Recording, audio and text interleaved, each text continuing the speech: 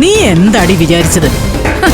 എന്റെ മൂത്ത മകനെ വഴിയാധാരമാക്കിയതുപോലെ രണ്ടാമത്തെ മോനെയും കുഴി ചടിക്കാമെന്നോ? എങ്കിലത് നടക്കില്ലടി.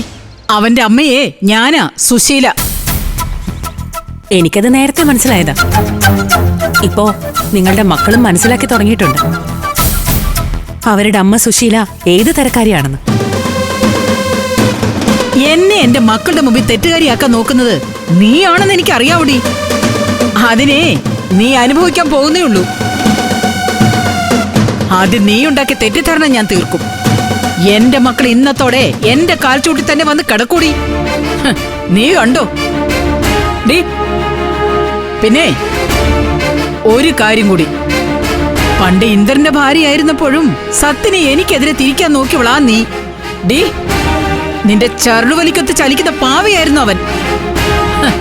അവനെ നീ കയ്യിലെടുത്തത് എങ്ങനെയാണെന്നൊന്നും ഇപ്പൊ ഞാൻ പറയുന്നില്ല. പക്ഷെ ഒന്നും ഞാൻ പറയാം, ഇന്ന് സത്തിനെ നിയന്ത്രിക്കാൻ അവന്റെ ഭാര്യയുണ്ട്. അവൾക്ക് മുകളിൽ ഒരു മനസാക്ഷി സൂക്ഷിപ്പുകാരി സത്തിന് വേണോ എന്ന് അവന്റെ ഭാര്യ പ്രതിഭ തീരുമാനിക്കും. അവളെ കൊണ്ട് ഞാൻ തീരുമാനം എടുപ്പിക്കൂടി. ഒന്ന് നിന്നേ. എന്താടി?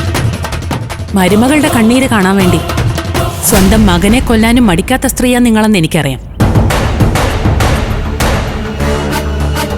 ഒരുത്തനെ നിങ്ങൾ കൊല്ലാതെ കൊന്നു, അടുത്തതിനും ആ വിധി തന്നെയാണെങ്കിൽ നടക്കട്ടെ.